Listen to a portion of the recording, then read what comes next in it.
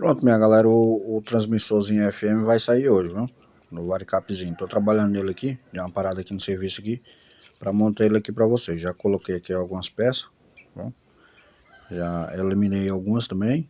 E tô colocando outras peças aqui, da Pega Mais, né? Da Pega Mais. Já tô com o radinho aqui pra nós sintonizar já já também. Eu vou puxar por ele lá.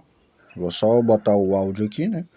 Engatar o áudio agora. Ainda tá faltando ainda eu terminar de botar umas outras peças, né? Que é pra inteirar. Mas vai ficar muito bom esse transmissorzinho, viu? Vai pegar uma distância até razoável. Não vou fazer para pegar aí 5 km, logo por causa que é proibido, né? O cara fazer um transmissor muito potente, de saber até que eu sei fazer.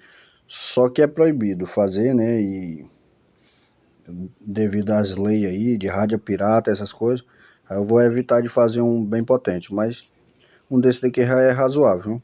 Vai pegar uma distância boa.